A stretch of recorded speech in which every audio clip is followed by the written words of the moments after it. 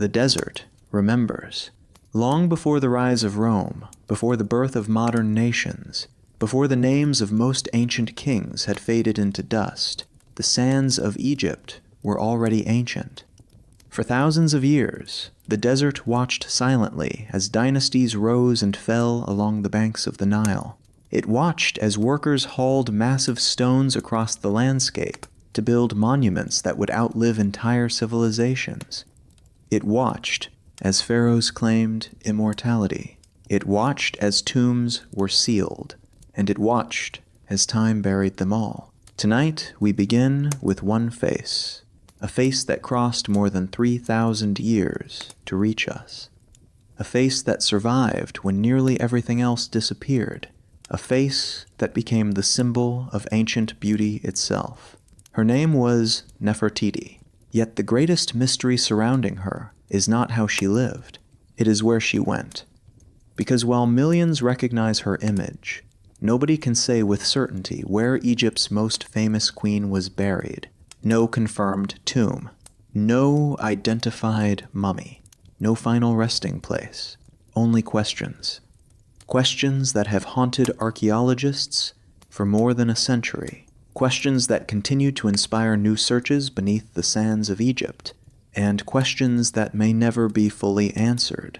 This is the story of Nefertiti. The queen whose face conquered time, and whose tomb vanished into history. The queen everyone knows. Few people can name the wives of ancient kings. Even fewer can recognize them by sight. Yet Nefertiti is different. Her image appears in textbooks, museums, documentaries, films, magazines, and social media posts viewed by millions.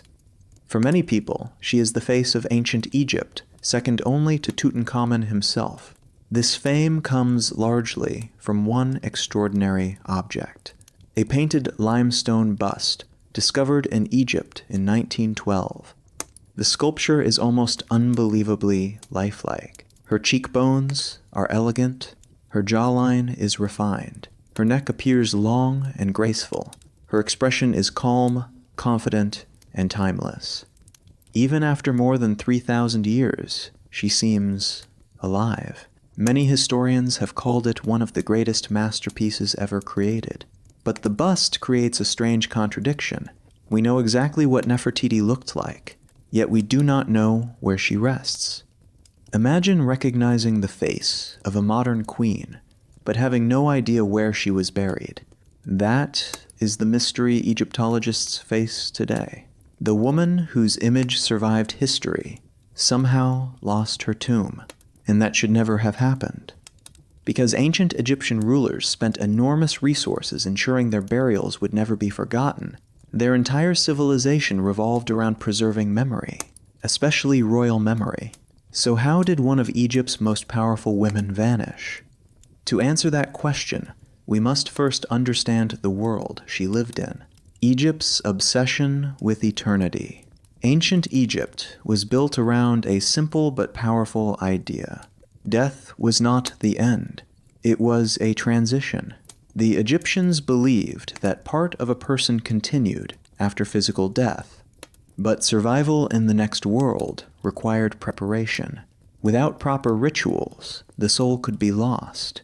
Without preservation of the body, eternal life could be threatened. Without a tomb, memory itself could disappear.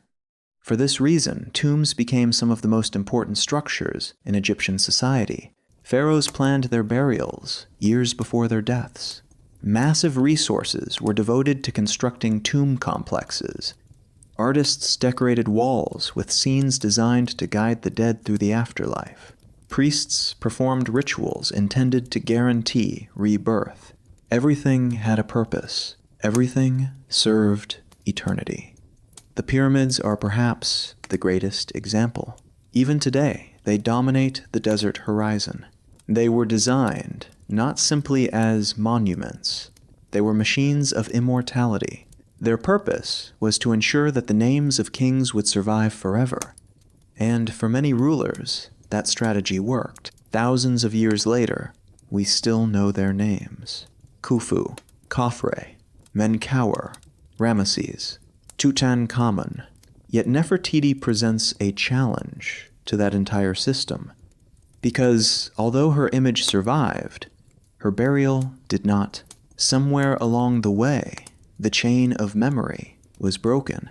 The question is why? The discovery that changed everything. For centuries, Nefertiti was largely forgotten. Ancient inscriptions mentioning her existed. Fragments of history survived. But she was not widely known. That changed in December 1912.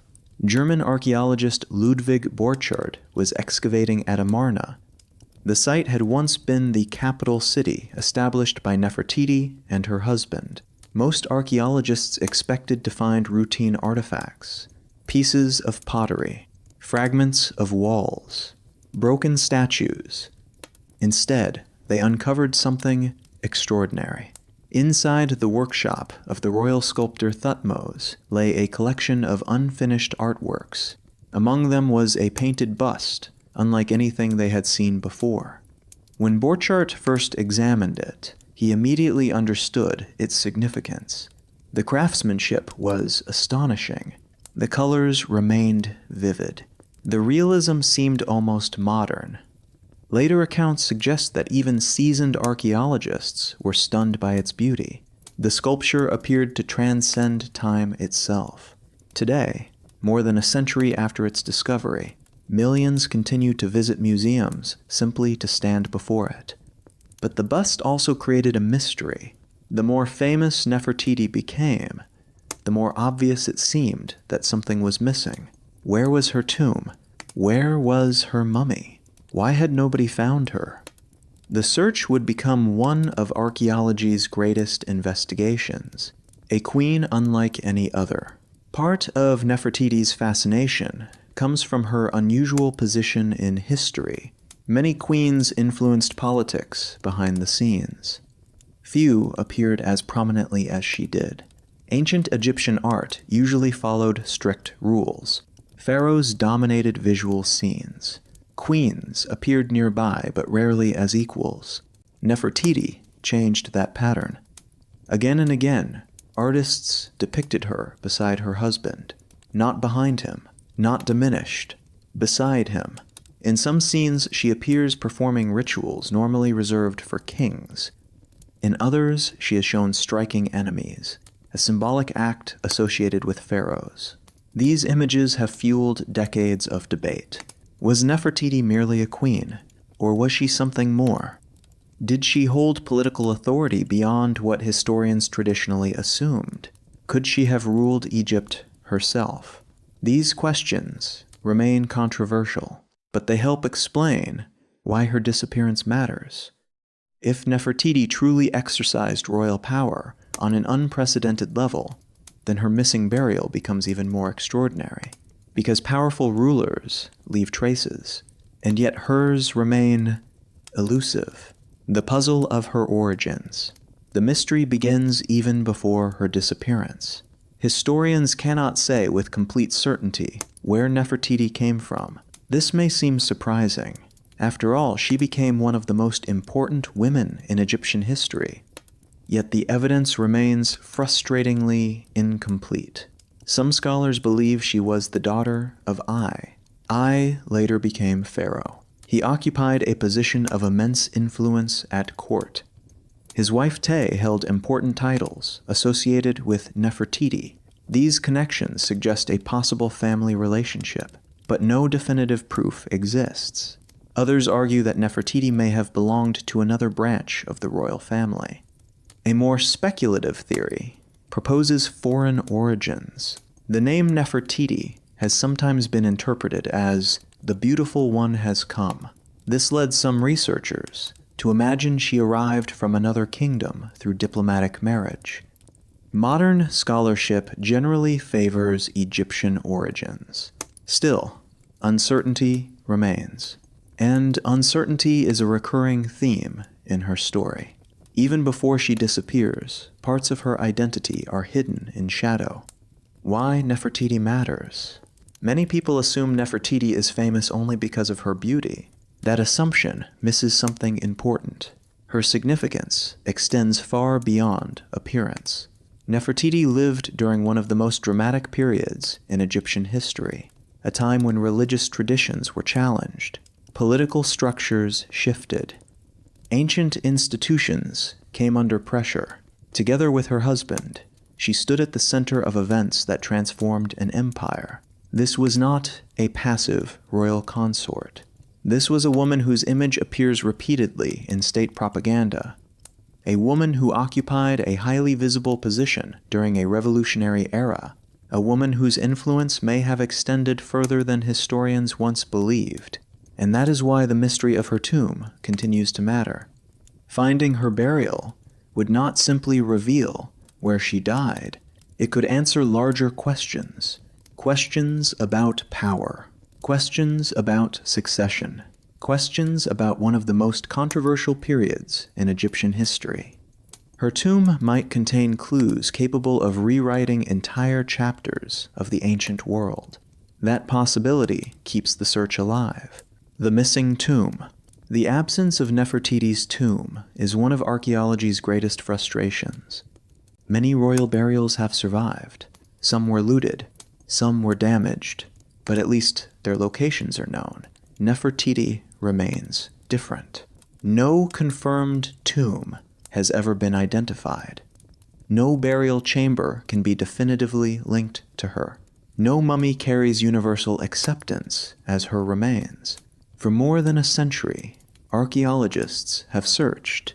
Valley of the Kings, Amarna, hidden chambers, unknown royal tombs.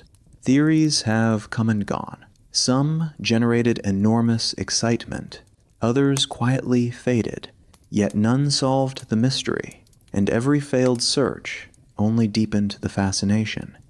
Because each missing clue creates another question. If her tomb existed, where is it? If it was built, why has it not been found? If it was found, could it have been misidentified? Or is it still hidden somewhere beneath the sands? The possibilities are endless, and that uncertainty is precisely what makes the story so compelling. A mystery larger than one woman. At first glance, this might seem like a simple archaeological puzzle. A missing tomb, a missing queen, a missing mummy. But the mystery is larger than that. Nefertiti represents a gap in the historical record itself. She stands at the edge of what we know. Her story reminds us that even one of history's most famous figures can remain partly invisible. We often imagine the ancient world as fixed and understood, but discoveries continue to challenge assumptions. New evidence emerges. Old theories collapse. Long-held certainties disappear. The search for Nefertiti reflects this process. Every generation believes it may finally solve the mystery. Every generation uncovers new clues. And every generation discovers how much remains unknown. That tension between knowledge and uncertainty lies at the heart of archaeology, and nowhere is it more visible than in the story of Nefertiti. 1.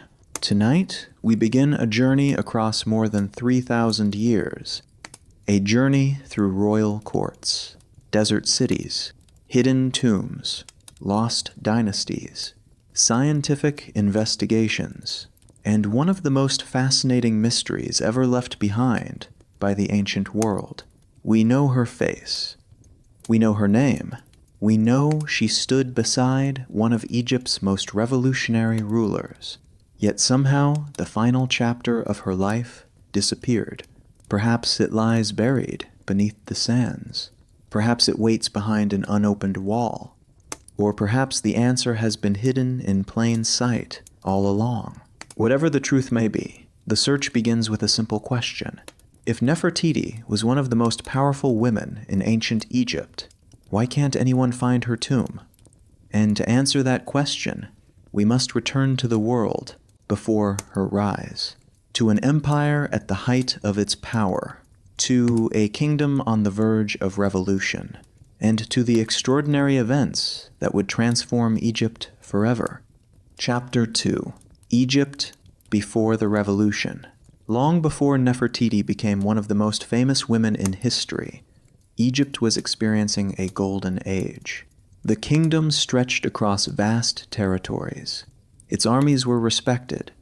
Its treasures were legendary. Its rulers commanded resources beyond the imagination of most people living in the ancient world. This was not an era of decline. It was not a period of crisis. Egypt stood at the peak of its power. To understand Nefertiti's story, we must first understand the world she inherited, because the revolution she would help create did not emerge from weakness. It emerged from strength. The Egypt of Nefertiti's youth was one of the wealthiest civilizations on Earth. For generations, pharaohs of the 18th dynasty had expanded Egyptian influence far beyond the Nile Valley. Military campaigns had secured foreign territories. Trade routes connected distant kingdoms. Gold flowed into royal treasuries. Exotic goods arrived from lands hundreds of miles away. The empire was prosperous. Its rulers appeared secure. And yet, beneath this remarkable success, forces were gathering that would eventually reshape the kingdom forever. The story begins with a pharaoh, a king whose reign represented the height of Egypt's power. His name was Amenhotep III. Many historians consider him one of the greatest rulers in Egyptian history. When Amenhotep III came to the throne, Egypt was already strong. By the time his reign matured, it had become a superpower. Foreign rulers wrote letters seeking alliances. Kings sent gifts. Princesses traveled across deserts and mountains to become part of diplomatic marriages. Egypt's influence extended from Nubia in the south to territories in the Near East. Its prestige was unmatched. The pharaoh himself lived in extraordinary luxury. His court glittered with gold. His palaces contained treasures gathered from across the known world. Artists, craftsmen, and architects flourished under royal patronage. Monuments rose across the landscape. Temples expanded. Colossal statues towered above cities and sacred spaces. Even today, some of these monuments survive. They remain reminders of an age when Egypt dominated much of the ancient world. Visitors standing before the massive colossi of Memnon still experience a glimpse of that grandeur. These gigantic statues once guarded a vast mortuary complex dedicated to Amenhotep III. Though much of the structure has vanished, the statues remain, silent witnesses to a lost age of power. To many Egyptians living at the time, it must have seemed as though prosperity would continue forever. The Nile provided fertile farmland. Harvests were reliable. Trade was thriving. The kingdom appeared blessed by the gods. Religion played a central role in maintaining this stability. Ancient Egypt was deeply spiritual. The gods were not distant figures. They were woven into every aspect of daily life. The rising sun, the annual flooding of the Nile, the growth of crops, the success of military campaigns, everything was believed to reflect divine influence. Temples served as both religious and economic centers. Priests managed large estates. They supervised workers. They controlled resources. Some temple complexes became immensely wealthy. Among the most important gods was Amun. Centered in the city of Thebes, the cult of Amun had grown steadily for centuries. The Temple of Karnak became one of the largest religious complexes ever constructed. Generation after generation of rulers added new structures. Columns, obelisks, courtyards, sacred lakes. The scale was staggering. As the temple expanded, so did the influence of its priesthood. By the reign of Amenhotep III, the priests of Amun possessed enormous wealth and authority. Some historians believe their power rivaled that of the royal court itself. This balance between king and priesthood would later become critically important. because the future revolution of Akhenaten and Nefertiti would challenge this religious system directly. But during Amenhotep III's reign, few could have predicted such a dramatic confrontation. The kingdom seemed stable. The gods appeared satisfied. The future looked secure. Yet signs of change were already emerging. Amenhotep III was more than a successful ruler. He was also a king who cultivated an image unlike many of his predecessors. Traditional pharaohs emphasized military victories. Amenhotep III focused heavily on divine kingship. He increasingly portrayed himself as a figure connected to the gods. His monuments emphasized sacred authority. His ceremonies highlighted divine favor. His reign celebrated royal magnificence on an unprecedented scale. Some scholars believe this emphasis on divine identity helped prepare the way for later religious developments. The seeds of transformation may already have been planted during his rule. Whether intentionally or not, the world he created would influence the next generation profoundly. That next generation included a young prince, a prince who would eventually become one of the most controversial rulers in Egyptian history. Before he became Akhenaten, he was known as Amenhotep IV. At the time, few could have imagined how dramatically he would alter the kingdom.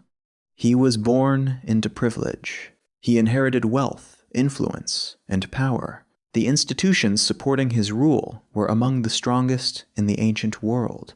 Yet he would eventually challenge many of them. Some historians describe him as a visionary. Others view him as a dangerous radical. Either way, his decisions changed Egypt forever. And standing beside him would be a woman whose own story remains shrouded in mystery, Nefertiti. But before their partnership transformed history, Egypt continued to enjoy extraordinary prosperity. The kingdom's international connections reveal just how influential it had become. Archaeologists have discovered diplomatic letters exchanged between Egypt and neighboring powers. These documents provide a fascinating glimpse into the ancient world. Kings addressed one another as equals. They exchanged gifts, negotiated marriages, discussed political alliances, requested gold, sometimes complained about delayed shipments. The letters feel surprisingly human. Despite the passage of more than 3,000 years, the concerns expressed within them often sound familiar. Powerful leaders sought advantages, protected interests, built relationships, managed rivalries. Egypt occupied a dominant position in many of these exchanges. Its wealth was legendary. Gold from Nubian mines helped fuel royal prestige.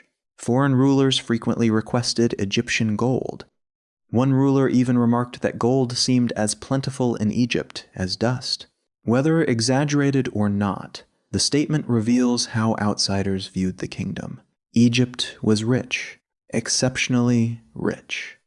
This prosperity supported ambitious building programs. Across the land, temples and monuments rose toward the sky. Construction projects employed thousands of workers. Skilled artisans produced remarkable works of art. Sculptors carved intricate reliefs. Painters decorated walls with vibrant scenes. Architects pushed the boundaries of monumental design. It was an age of creativity and confidence.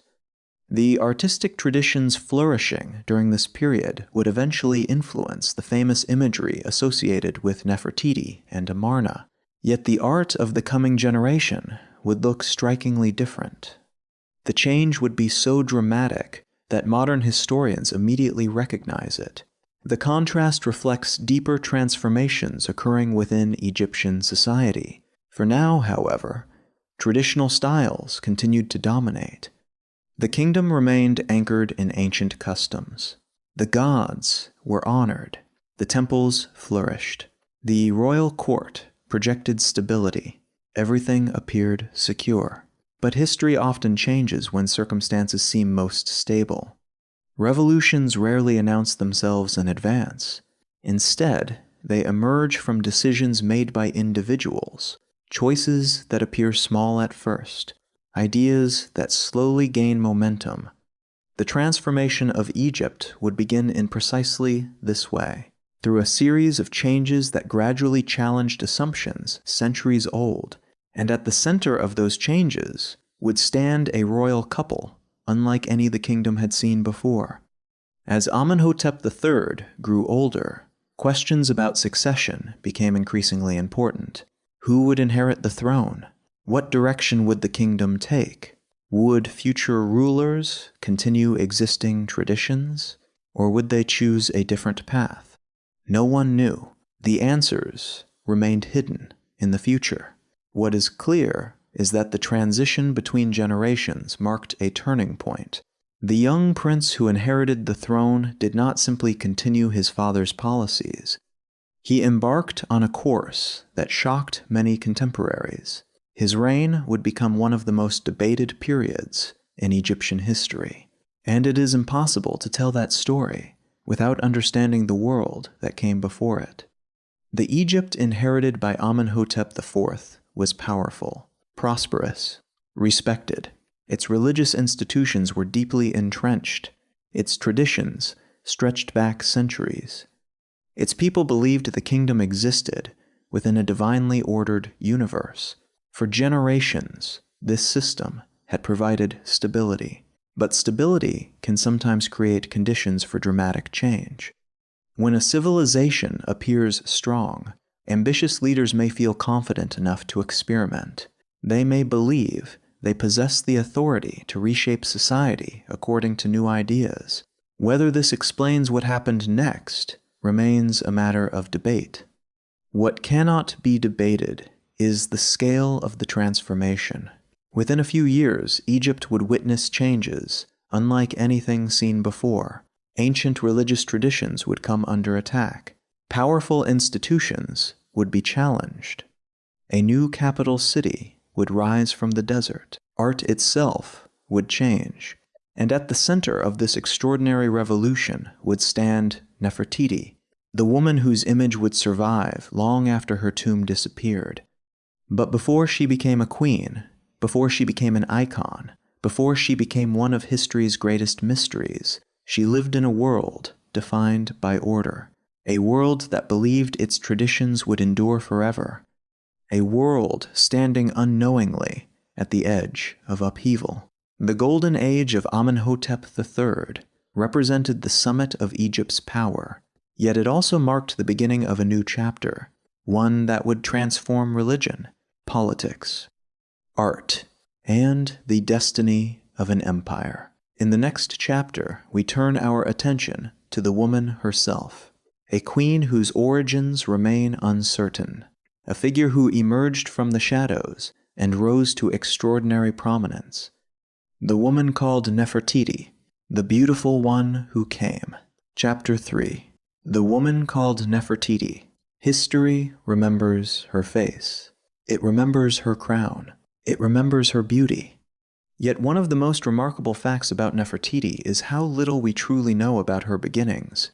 Before she became queen, before she stood beside one of Egypt's most revolutionary rulers, before artists immortalized her image in stone and paint, she was simply a young woman living in a kingdom at the height of its power. And somehow, despite becoming one of the most recognizable figures in ancient history, the details of her early life remain wrapped in mystery. For historians, this uncertainty is both frustrating and fascinating. Most royal figures leave behind clues, titles, family records, monuments, genealogies, but Nefertiti seems to emerge into history already fully formed, as if she stepped from the shadows directly into the spotlight. The first mystery concerns her birth. Who were her parents? Where did she come from? What family connections allowed her to rise to such prominence? The answers remain debated more than 3,000 years after her lifetime. One of the most widely accepted theories connects her to a powerful official named Ai. A would eventually become Pharaoh after the death of Tutankhamun.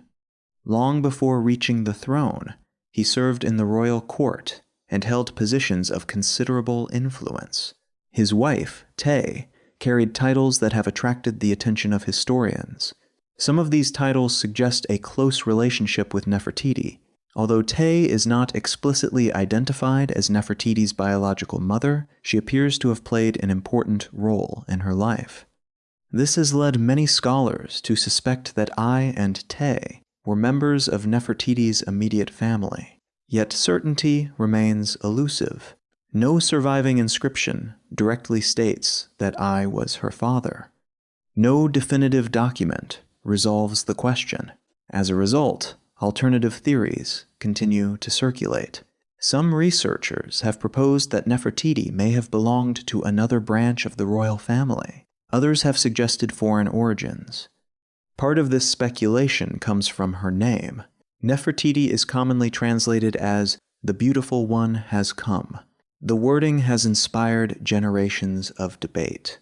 Did it imply that she came from another land? Did it reflect a diplomatic marriage arrangement? Could she have arrived from a foreign kingdom and entered the Egyptian court as part of an international alliance? These ideas have captured the imagination of writers and filmmakers for decades. However, modern scholarship generally favors an Egyptian origin. The evidence for foreign ancestry remains limited. Most Egyptologists believe she likely grew up within Egypt itself. Even so, the uncertainty surrounding her birth remains one of the first mysteries in her remarkable story. What is beyond dispute is that she entered a world shaped by extraordinary privilege and power. The royal court of Egypt was among the most sophisticated political centers in the ancient world. Foreign ambassadors arrived bearing gifts. Officials managed vast territories. Priests supervised enormous temple complexes. Military commanders protected the empire's interests abroad. At the center of this network stood the royal family. Life within the court was carefully organized. Every ceremony carried symbolic meaning. Every title reflected status. Every public appearance reinforced the authority of the throne. Young nobles growing up in this environment learned how power operated. They observed political alliances, religious rituals, diplomatic negotiations, the complex relationships that held the kingdom together. If Nefertiti was raised within or near this environment, she would have received an education unlike that available to ordinary Egyptians. She would have understood court etiquette, religious customs, the expectations placed upon elite women, and perhaps most importantly, she would have learned how influence could be exercised in subtle ways. These lessons would prove invaluable in the years ahead. At some point during her youth, her path crossed with that of a prince. His name was Amenhotep, the future Amenhotep IV, the future Akhenaten, the future architect of one of history's most controversial religious revolutions. Their marriage would change Egypt forever. Ancient royal marriages often served political purposes. They strengthened alliances, protected dynastic stability, consolidated power. Yet there are reasons to believe that the relationship between Nefertiti and Amenhotep was unusually significant. From the beginning of his reign, Nefertiti appears with remarkable frequency in official imagery. Again and again, artists depict the royal couple together. This level of visibility was uncommon. Queens certainly appeared in Egyptian art before, but Nefertiti's prominence stands apart. She was not merely present, she was central. When Amenhotep eventually became pharaoh, Nefertiti assumed the role of great royal wife. The title carried immense prestige. As queen, she occupied the highest female position in the kingdom. Yet her influence would soon extend beyond traditional expectations. Ancient Egyptian art provides some of the strongest clues. In reliefs carved into temple walls and monuments, Nefertiti appears participating in activities normally associated with kingship. She is shown offering gifts to the gods, receiving honors, performing sacred rituals. Even more striking are scenes in which she appears nearly equal in scale to the pharaoh himself. This detail is important. Egyptian artists carefully controlled proportions. Size reflected importance. The larger a figure appeared, the greater their status. For a queen to be depicted almost on the same scale as the king was extraordinary. It sent a message. Nefertiti was not simply a royal spouse. She occupied a position of unusual significance. Modern historians continue to debate exactly what this meant. Some argue that she exercised genuine political authority. Others caution that artistic representation does not always reflect reality. Yet few dispute that her public role was exceptional. As the years passed, Nefertiti became increasingly visible within the machinery of royal power. She participated in ceremonies, appeared in monuments, featured prominently in official propaganda. The image presented to the public was clear. The king and queen stood together at the center of Egypt's future. This partnership became even more important as Amenhotep's religious ideas began to evolve. The young pharaoh developed a growing fascination with Aten, the solar disk. At first, this interest appeared compatible with traditional religion. Egyptian belief systems had long incorporated multiple gods. New forms of worship could coexist alongside established traditions. But Amenhotep's commitment to Aten gradually intensified. As his focus narrowed, Nefertiti remained beside him. She appears repeatedly in scenes connected to the new religious movement. Together, the royal couple projected an image unlike anything Egypt had seen before. Sunlight radiates downward. The rays of Aten extend toward the king and queen. The royal family occupies a privileged position between the deity and the people. These images represented more than artistic innovation. They communicated a new vision of authority, a new understanding of divine favor. And Nefertiti stood at the center of it. The importance of family also emerges during this period. Nefertiti and Amenhotep had 6 daughters. Their names appear in surviving records and artwork. Meritaten, Meketaten, Ankhesenpaten, Nefer-Neferuaten Tasheret, Nefer-Neferur, Setapenre. The royal daughters feature prominently in Amarna art. Unlike earlier traditions that emphasized formality and distance, these scenes often appear intimate. The family is shown interacting together, sharing moments beneath the rays of Aten, displaying affection rarely depicted in previous royal imagery. Whether these scenes accurately reflected daily life remains uncertain. They were undoubtedly political statements as well as artistic compositions. Even so, they reveal the importance of family within the public image constructed by the royal court. For Nefertiti, motherhood became another visible dimension of her identity. She was queen, religious participant, royal partner, and mother to the next generation. As her prominence increased, so did speculation regarding her authority. Some scenes portray her striking enemies. This imagery traditionally symbolized royal power. Pharaohs were often shown defeating foreign foes as a demonstration of their ability to maintain order. When Nefertiti appears in similar scenes, historians take notice. Such representations were highly unusual. They raise important questions. Was she being elevated beyond conventional queenship? Did she possess responsibilities normally reserved for kings? Or were these images simply symbolic extensions of the king's authority? The answers remain uncertain.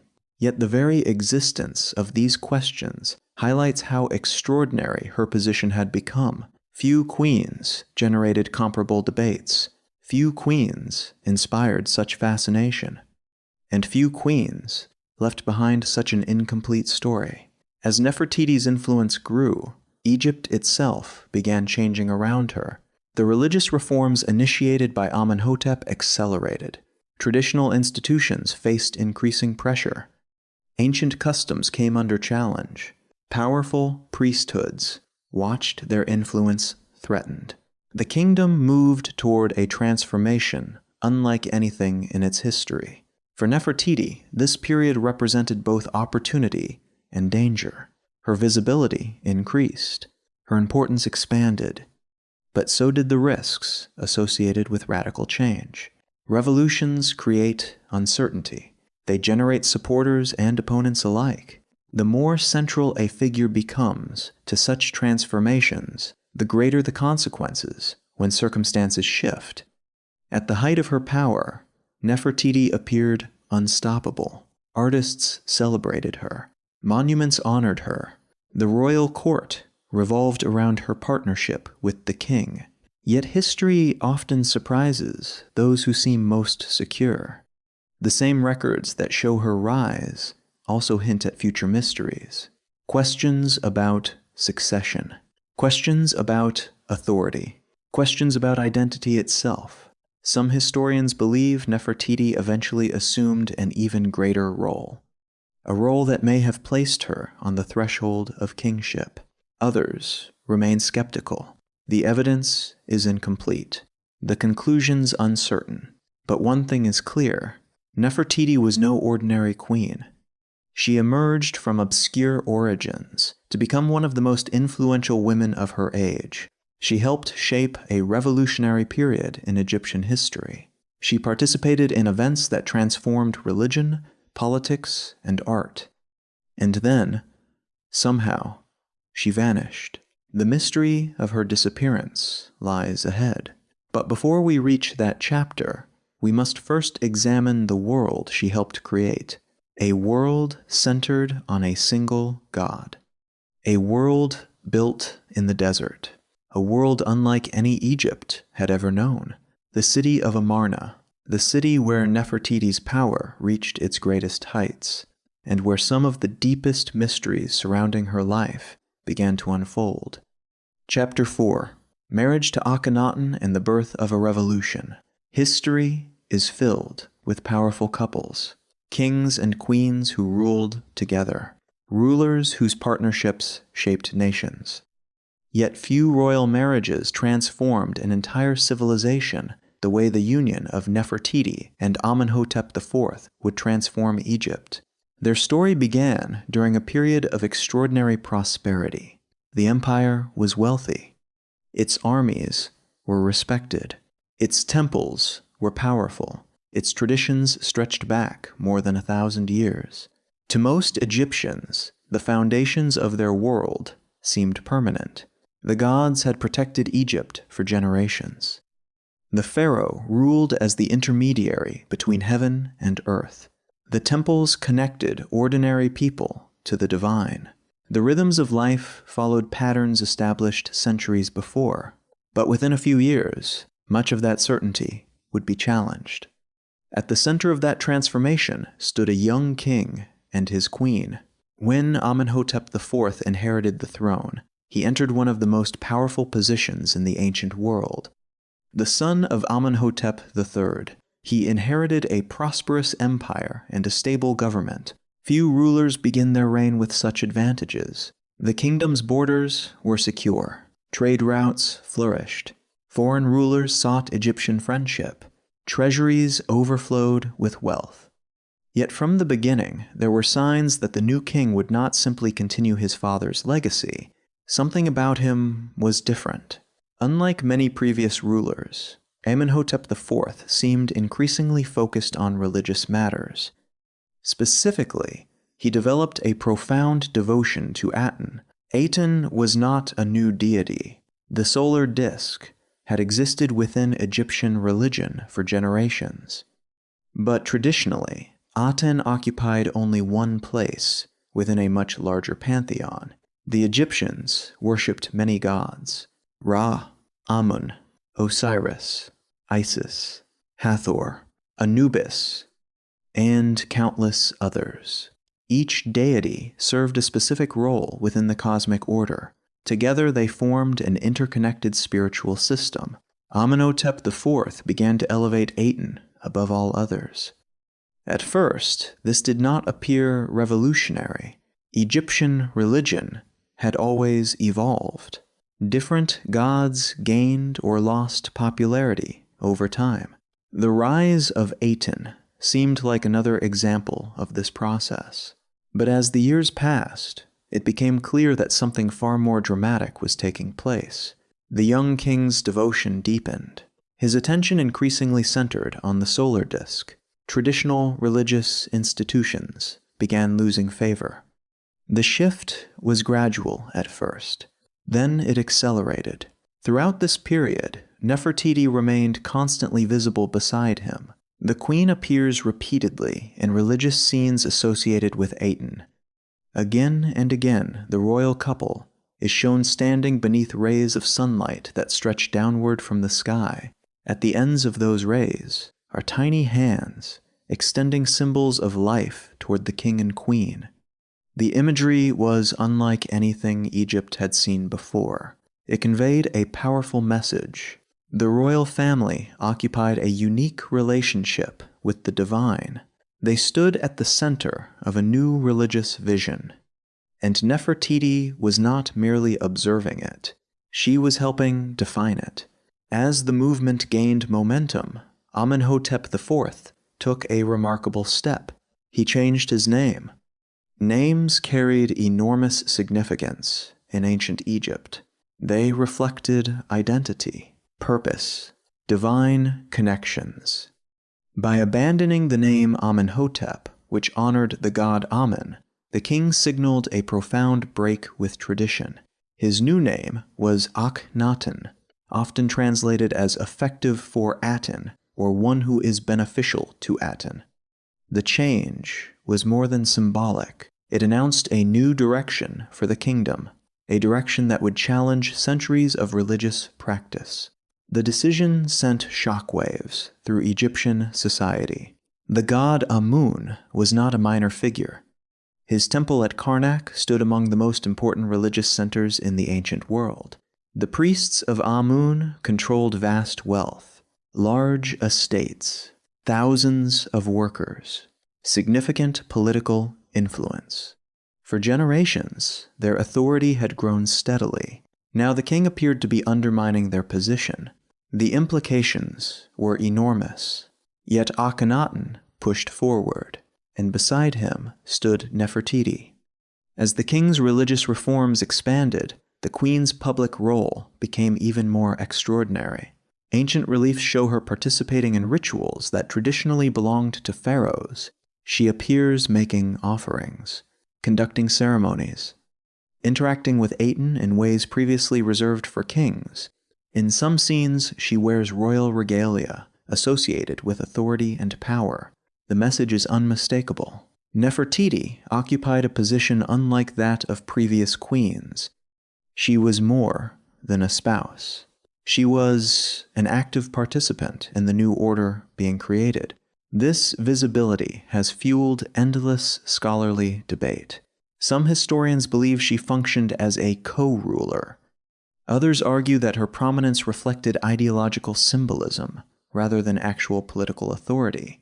Whatever the truth, one fact remains clear. The queen's status was unprecedented. As Akhenaten's revolution intensified, so too did Nefertiti's importance. The next major step would alter Egypt forever. Akhenaten decided to build a new capital city, not expand an existing city, not renovate an established center of power, build an entirely new one. The location was carefully chosen, a remote stretch of desert far from traditional religious centers, a place where the king could create a fresh beginning. Construction began on a massive scale. Workers poured into the area. Architects designed temples. Engineers planned roads. Officials organized administrative districts. Palaces rose from the desert floor. The city became known as Akhetaten. Today, it is called Amarna. The creation of an entirely new capital was one of the most ambitious projects in Egyptian history. It represented a deliberate attempt to separate the kingdom from its past. The old centers of power remained behind. The priests of Amun remained behind. The traditions of earlier generations remained behind. Akhenaten symbolized a new age, and Nefertiti stood at its center. Within the city, the royal family appeared everywhere. Their images decorated temples and monuments. Their relationship with Aten dominated public art. Visitors entering the city encountered a world unlike any they had seen before. Traditional religious imagery largely disappeared. New artistic styles emerged. The atmosphere reflected the vision of Akhenaten and Nefertiti. Even Egyptian art itself began to change. For centuries, artists had followed strict conventions. Figures appeared idealized. Poses remained formal.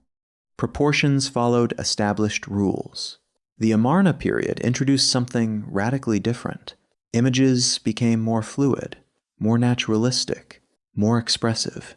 Royal scenes depicted moments of family life.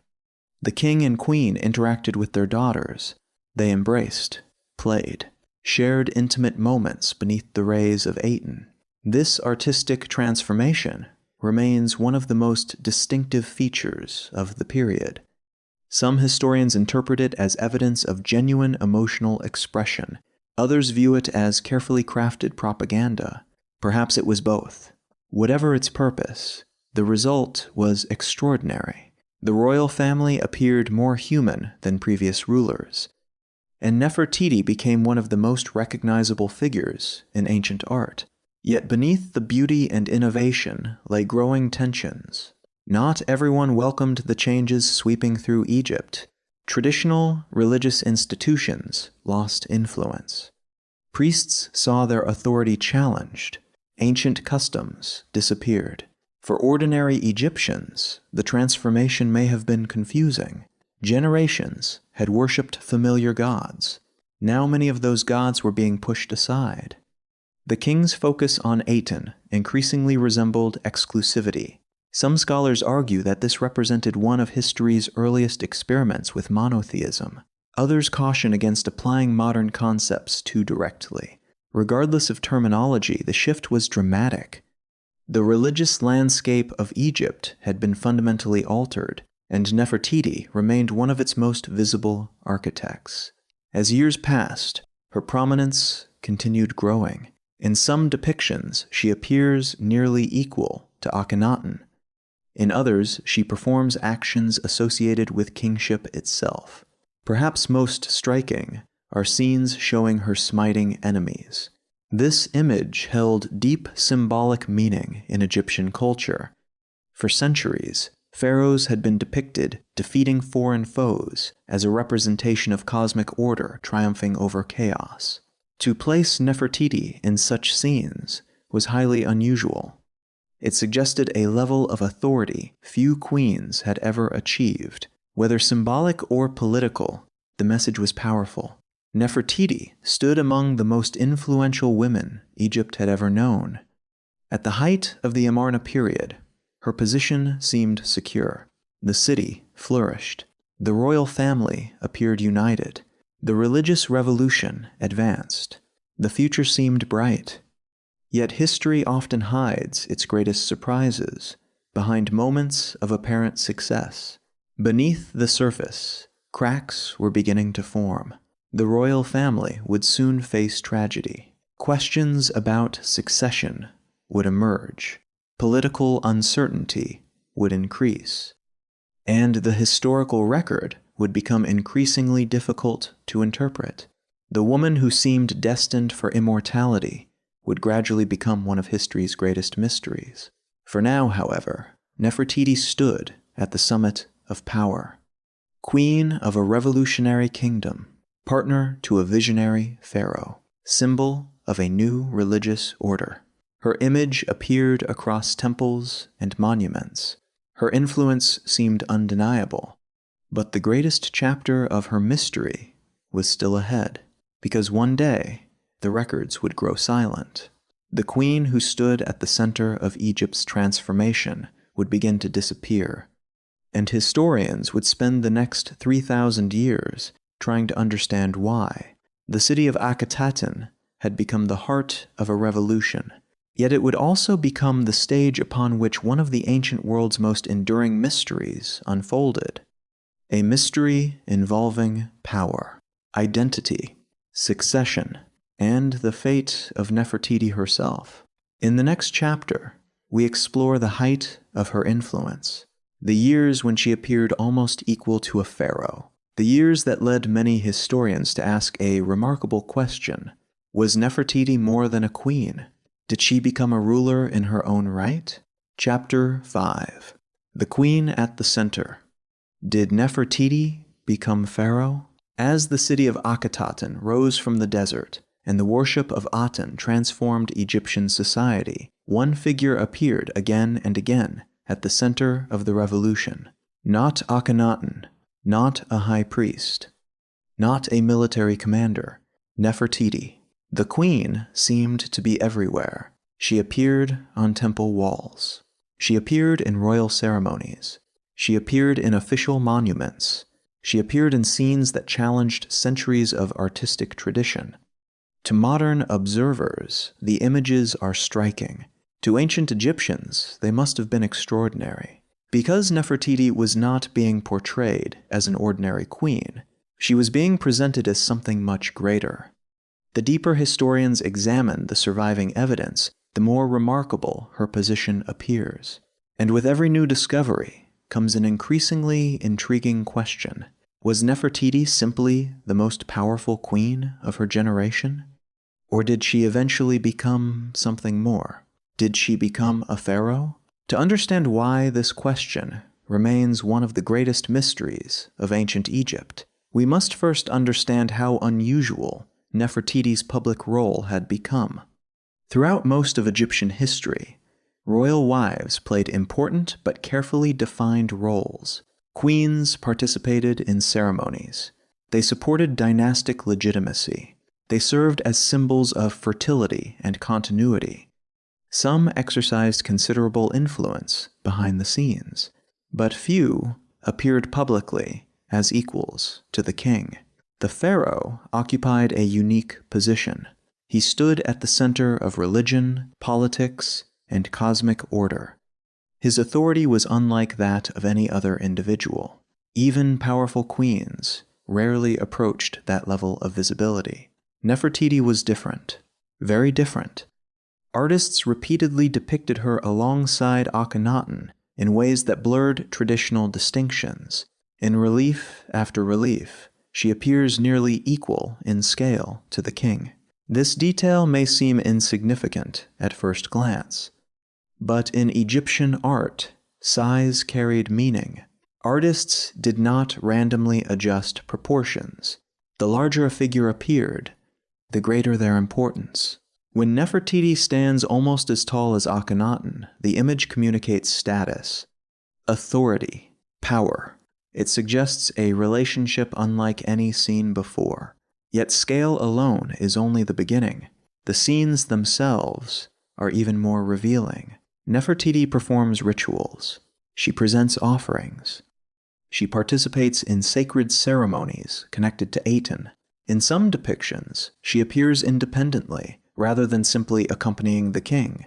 This distinction matters. The imagery suggests that her role was not purely ceremonial. She was an active participant in the religious transformation taking place across Egypt. And then there are the scenes that have fascinated historians for decades. The scenes in which Nefertiti performs acts traditionally associated with kingship itself. One of the most famous motifs in Egyptian art is the smiting scene. For centuries, pharaohs were depicted raising a weapon above captured enemies. The image symbolized far more than military victory. It represented the triumph of order over chaos. The king protected Egypt. The king defended civilization. The king maintained balance in the universe. This symbolism was deeply connected to royal authority. Yet, during the Amarna period, Nefertiti appears in such scenes. The implications are astonishing. A queen performing a royal act traditionally reserved for pharaohs. It was unprecedented. Some scholars argue that these images reveal a deliberate elevation of Nefertiti's status. Others suggest they were symbolic extensions of Akhenaten's authority. The debate continues. But regardless of interpretation, the images demonstrate one undeniable fact. Nefertiti occupied a position unlike that of any previous queen. As years passed, her prominence only increased. The royal family remained at the center of public life. The king's devotion to Aten intensified. The city of Akhetaten expanded. And Nefertiti's presence became inseparable from the new religious order. For ordinary Egyptians, she was no longer merely the king's wife. She had become one of the defining faces of the age. Yet behind the public imagery, events were unfolding that would complicate the historical record forever. Around the middle years of Akhenaten's reign, signs of instability began to emerge. Several members of the royal family disappeared from surviving records. Deaths may have occurred. Political tensions may have increased. The exact details remain uncertain. Ancient history often preserves fragments rather than complete narratives. Historians must reconstruct events from inscriptions, monuments, and scattered clues. The result is rarely straightforward. The Amarna period presents particular challenges. Records are incomplete. Names change. Titles shift. Individuals appear and disappear unexpectedly. Within this confusing landscape, Nefertiti becomes even more intriguing. Rather than fading from view, some evidence suggests she may have risen higher than ever before. This possibility centers on one of the most controversial mysteries in Egyptian history, the mystery of a ruler known as Nefertiti. The name appears in inscriptions dating to the final years of the Amarna period. At first glance, it seems to refer to a pharaoh. The titles associated with the name resemble those used by kings. Royal authority is implied. The question is simple. Who was Nefertiti? The answer is anything but simple. Some historians believe Nefertiti was Nefertiti herself. According to this theory, the queen assumed a new identity and became co-ruler with Akhenaten. Perhaps she prepared to inherit power. Perhaps she already exercised authority equal to his. Perhaps she transitioned from queen to pharaoh during the final years of the reign. If true, the implications are enormous. It would mean Nefertiti crossed a line few women in Egyptian history ever crossed. She would have become a ruler in her own right, not merely queen, not merely consort, pharaoh. The evidence supporting this theory is intriguing. Nefertiti's prominence had already reached unprecedented levels. Her participation in royal rituals was well documented. Her visibility rivaled that of the king. Some inscriptions connect the name Nefertiti to titles associated with Nefertiti. Certain linguistic clues suggest a possible connection, yet certainty remains elusive. Other scholars argue that Nefertiti was a separate individual, perhaps another member of the royal family, perhaps someone whose identity remains unclear. The debate continues because the evidence is incomplete. Fragments survive. Conclusions do not. Adding further complexity is another mysterious figure, a ruler known as Smenkhkare. Like Nefertiti, Smenkhkare appears briefly within the historical record before disappearing. Who was Smenkhkare? A brother? A son? A co-ruler? A rival? Theories abound.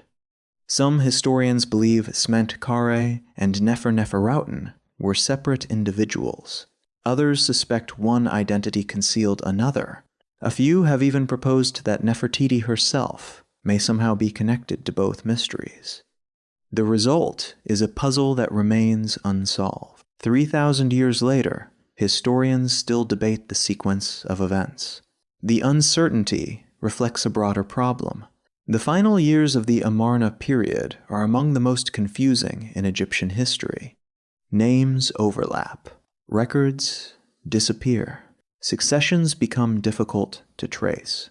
And at the center of the confusion stands Nefertiti, the queen who may have become a king, or perhaps not. The evidence allows multiple interpretations. None can be proven conclusively. Yet the possibility alone has transformed how historians view her. For generations, Nefertiti was remembered primarily as a beauty. The discovery of her famous bust reinforced that image. Public fascination focused on appearance, grace, elegance. Yet modern scholarship paints a more complex picture. The surviving evidence suggests intelligence, influence, political significance. Whether or not she became pharaoh, she clearly exercised extraordinary authority. Her story is not simply one of beauty. It is a story of power. And power often attracts danger. As the years progressed, the future of Egypt grew increasingly uncertain. The religious revolution remained controversial. Traditional institutions had been weakened. The royal family faced challenges. Questions about succession became more urgent. And then something happened. Nefertiti began to disappear from the historical record. The change was gradual. At first, it might not have attracted attention. A missing inscription here, an absent appearance there. But eventually the pattern became impossible to ignore. The queen, who had dominated monuments and ceremonies, seemed to fade from view. Historians have proposed numerous explanations. Perhaps she died unexpectedly. Disease was always a threat in the ancient world. Perhaps a plague swept through the royal household. Perhaps political circumstances changed. Perhaps she adopted a new identity. Perhaps she became Neferneferutin. Perhaps she continued ruling under another name. Or perhaps the surviving evidence simply fails to preserve the complete story. No explanation satisfies every question. The mystery remains. And that mystery lies at the heart of Nefertiti's enduring fascination. Most rulers leave behind clear endings. A tomb, a burial, a succession, a final chapter. Nefertiti does not.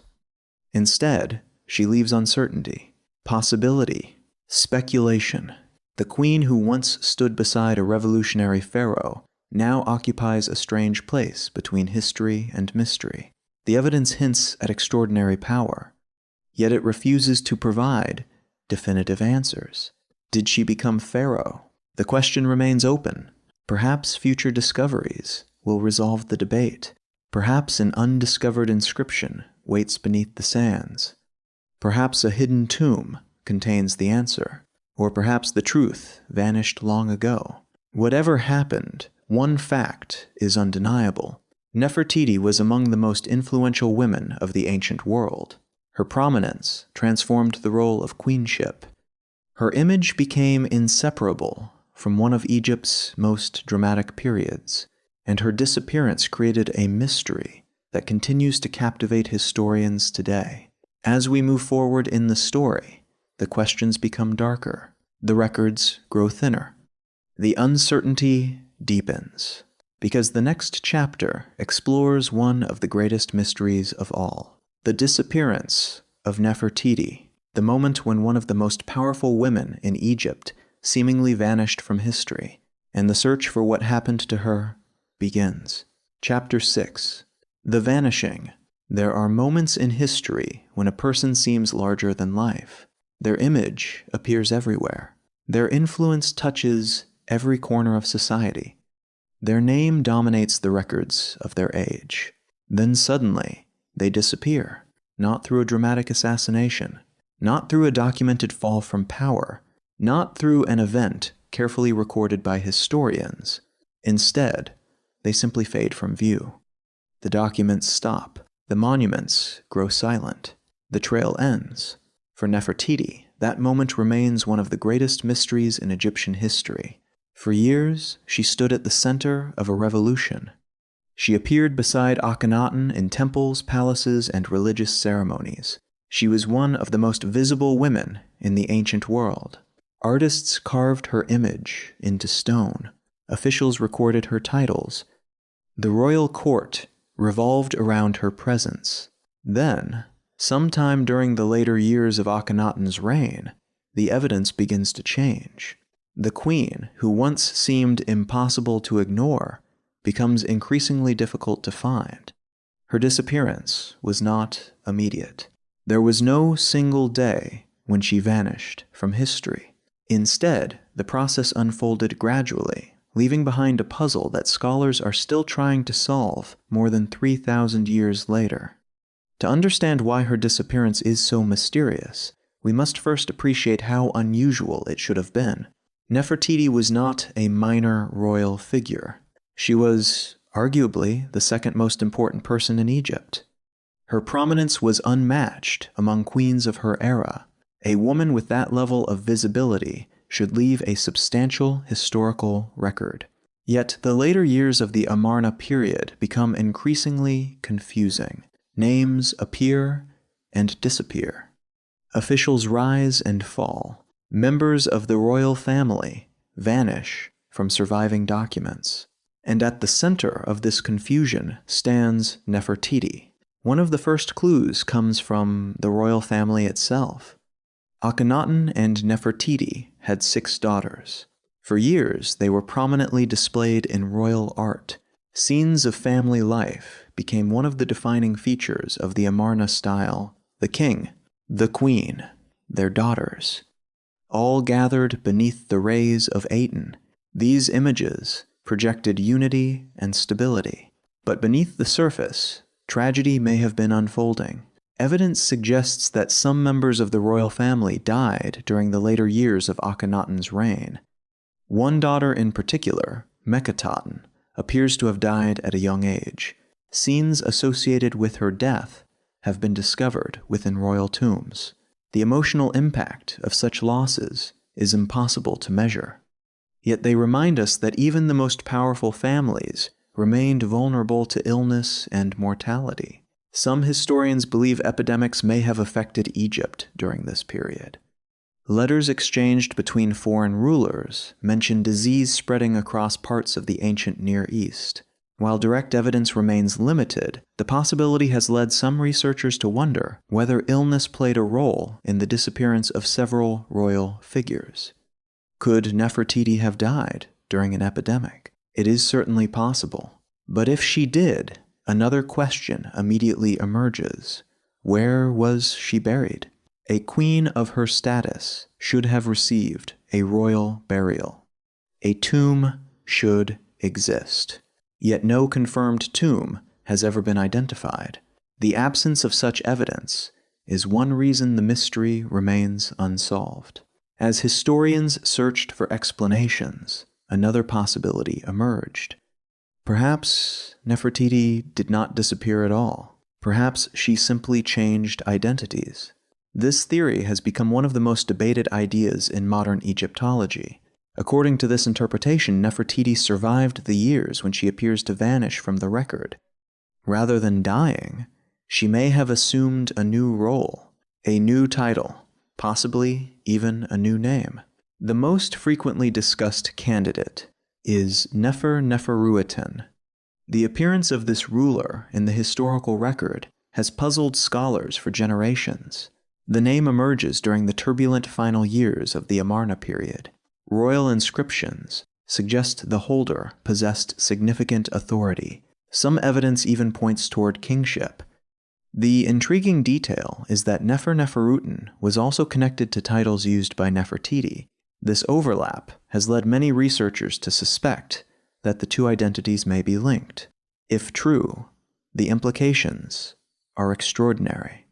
Instead of disappearing, Nefertiti may have become ruler of Egypt. She may have stepped beyond the role of queen and assumed direct authority over the kingdom. Such a transformation would explain why her original identity appears to fade. The queen would not have vanished. She would have evolved into something else. A ruler a pharaoh, yet the evidence remains frustratingly incomplete. Some inscriptions support the theory, others create new questions. The result is an enduring debate. One camp sees Nefertiti hidden behind the name Neferuiten. The other remains unconvinced. And because the surviving evidence is fragmentary, neither side can claim complete victory.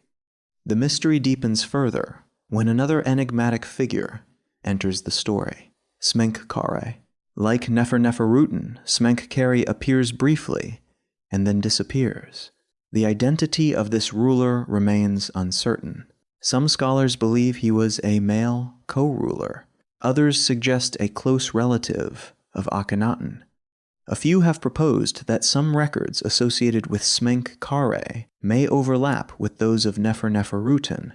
The situation resembles a historical fog. Names emerge from the mist, then vanish again, and somewhere within that fog may stand Nefertiti. The challenge facing historians is enormous. Ancient Egypt left behind countless inscriptions, monuments, and artifacts. Yet the Amarna period seems unusually elusive. The evidence survives in fragments. Important documents may have been destroyed. Political changes may have erased portions of the record. The result is one of the most difficult puzzles in Egyptian history. As the years pass, certainty becomes increasingly rare. Questions multiply. Answers become scarce. Another possibility must also be considered. What if Nefertiti lost power? History often remembers successful rulers. It rarely preserves detailed accounts of political failures. If conflicts emerged within the royal court, Nefertiti's position may have become vulnerable. Perhaps rival factions challenged her influence. Perhaps changing circumstances weakened her authority. Perhaps succession disputes reshaped the balance of power. There is little direct evidence for such scenarios, yet they remain plausible. The ancient world was rarely as stable as official monuments suggest. Royal courts were complex environments. Ambition, competition, politics, personal relationships, all played important roles. The image presented on temple walls often concealed tensions invisible to later generations. If Nefertiti experienced a political decline, traces of it may have disappeared along with other lost records. Again, certainty remains impossible, but the possibility cannot be ignored. One of the most fascinating aspects of Nefertiti's disappearance is how completely it contrasts with her earlier prominence. This was a woman whose image dominated public art, a woman whose presence defined an entire period of Egyptian history. Yet the end of her story remains hidden. Imagine trying to reconstruct the life of a modern world leader while possessing only fragments of information, a few photographs, a handful of official documents, scattered references. That is the challenge historians face. The surviving evidence illuminates certain moments brilliantly. Others remain in darkness. The final years of Nefertiti's life belong largely to that darkness. What happened after Akhenaten's reign only increases the mystery. The religious revolution began to unravel. Traditional gods returned. The influence of Aten diminished. The city of Akhetaten gradually lost its importance.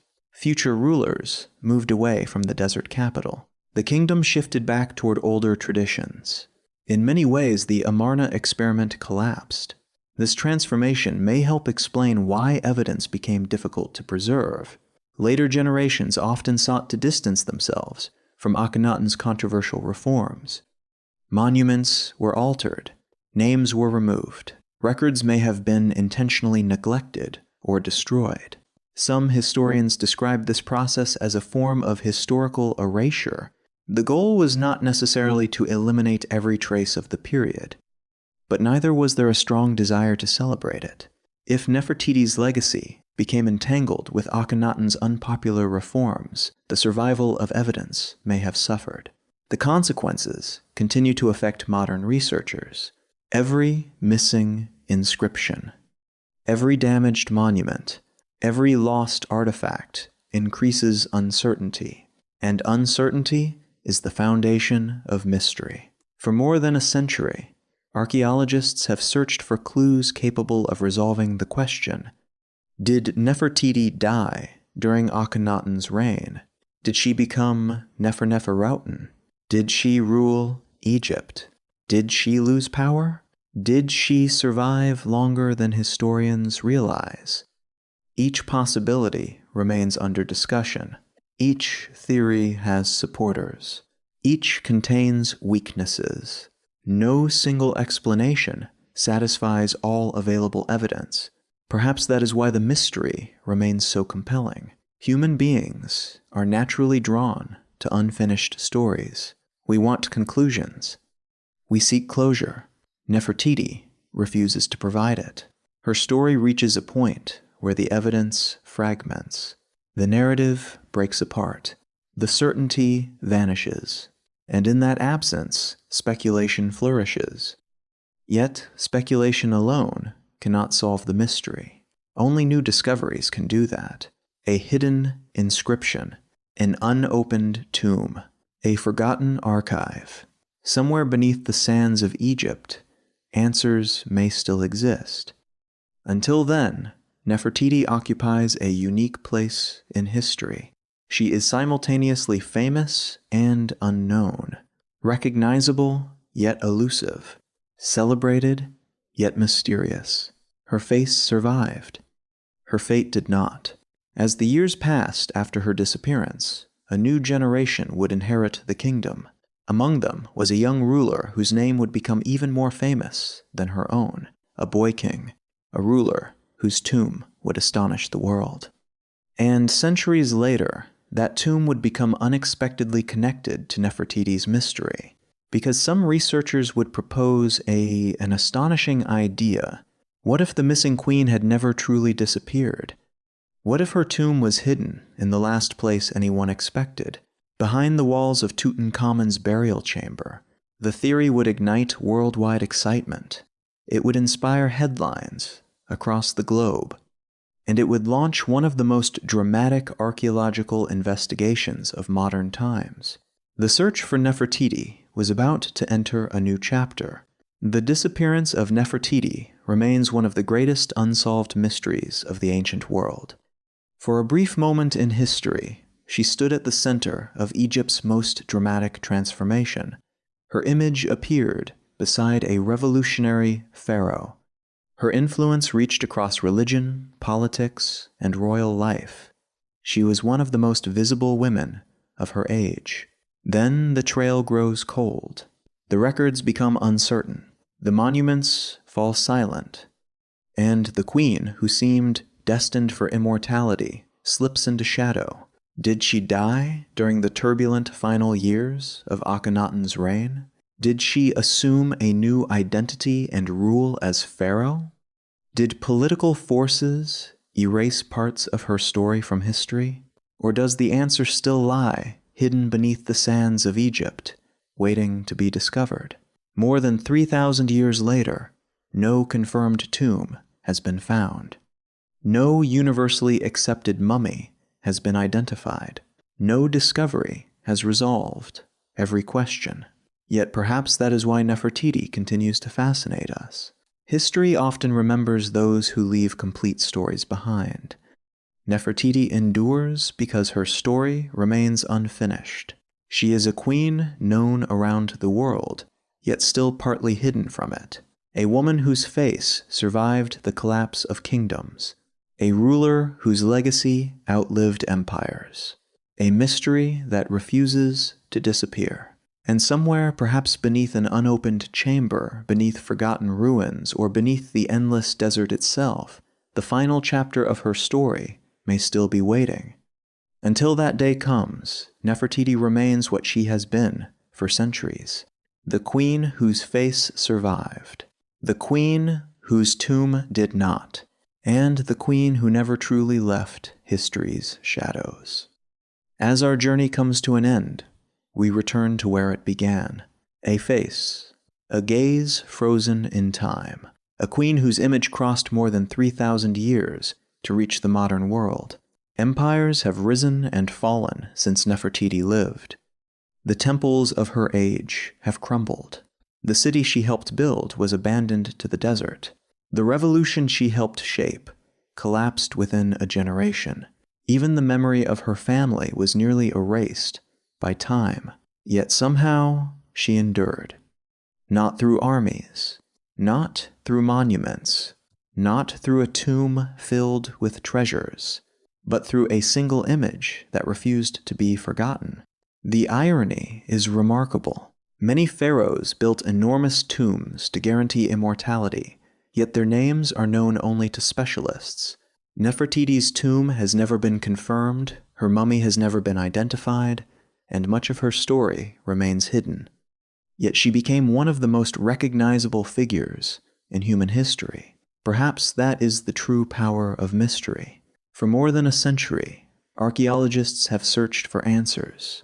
They have explored forgotten ruins, examined damaged inscriptions, scanned hidden chambers, studied royal mummies, and followed clues scattered across the ancient landscape of Egypt. Each discovery has brought us closer. Yet the final answer remains just beyond reach. We still do not know exactly where Nefertiti was born. We do not know with certainty what happened during the final years of her life. We do not know whether she ruled as a pharaoh under another name. We do not know where she was buried. And we do not know whether her tomb still waits undiscovered beneath the sands. What we do know is that she lived during one of the most extraordinary periods in Egyptian history. She stood beside a king who challenged centuries of tradition. She witnessed a religious revolution unlike anything Egypt had ever seen. She helped shape a new capital city in the desert. She became one of the most powerful women of the ancient world, and then she vanished. The mystery of Nefertiti reminds us that history is not a complete story. It is a collection of surviving fragments, a mosaic assembled from broken pieces. Sometimes those pieces fit together perfectly. Sometimes they do not, and sometimes the missing pieces become the most fascinating part of all. Perhaps one day a hidden tomb will be discovered. Perhaps a forgotten inscription will reveal the truth. Perhaps new technology will uncover evidence that previous generations could never imagine, or perhaps Nefertiti will remain forever beyond our reach. A queen suspended between history and legend, a woman known by millions but understood only in part. As the sun sets over the deserts of Egypt and the shadows grow longer across the ancient stones, the mystery remains. Somewhere beneath those sands may lie answers untouched for more than 3,000 years. Answers waiting in darkness. Answers waiting in silence. Answers waiting for the moment when history finally reveals one of its best-kept secrets. Until that day, Nefertiti remains Egypt's most famous missing queen, the beautiful one who came. The queen who changed a civilization. The ruler who may have become a pharaoh, the woman whose face conquered time, and whose tomb, perhaps, is still waiting to be found. Thank you for joining us on this journey through one of history's greatest mysteries. And remember, the greatest treasures of the ancient world are not always made of gold. Sometimes they are the questions that still have no answers.